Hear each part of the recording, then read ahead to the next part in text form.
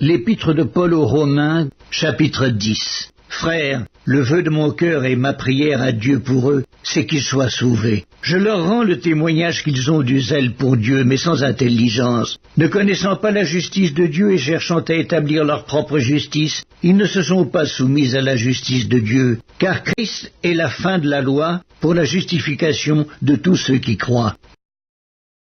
En effet, Moïse définit ainsi la justice qui vient de la loi. L'homme qui mettra ces choses en pratique vivra par elles.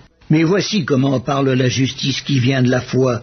Ne dis pas en ton cœur, qui montera au ciel, c'est en faire descendre Christ. Ou qui descendra dans l'abîme, c'est faire remonter Christ d'entre les morts. Que dit-elle donc? La parole est près de toi dans ta bouche et dans ton cœur. Or, c'est la parole de la foi que nous prêchons.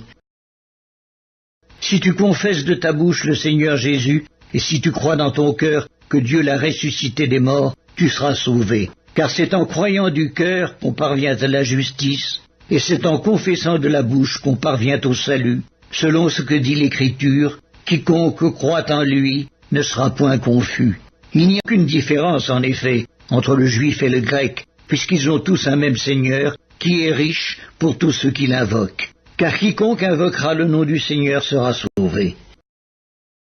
Comment donc invoqueront-ils celui en qui ils n'ont pas cru? Et comment croiront-ils en celui dont ils n'ont pas entendu parler? Et comment en entendront-ils parler s'il n'y a personne qui prêche? Et comment y aura-t-il des prédicateurs s'ils ne sont pas envoyés, selon qu'il est écrit qu'ils sont beaux les pieds de ceux qui annoncent la paix, de ceux qui annoncent de bonnes nouvelles?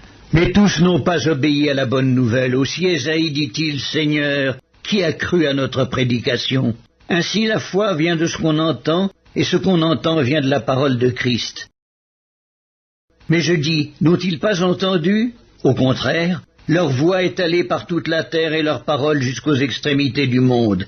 Mais je dis, Israël ne l'a-t-il pas su? Moïse le premier dit, j'exciterai votre jalousie par ce qui n'est point une nation. Je provoquerai votre colère par une nation sans intelligence. Et Ésaïe pousse la hardiesse jusqu'à dire, j'ai été trouvé par ceux qui ne me cherchaient pas. Je me suis manifesté à ceux qui ne me demandaient pas. Mais au sujet d'Israël, il dit, j'ai tendu mes mains tout le jour vers un peuple rebelle et contredisant.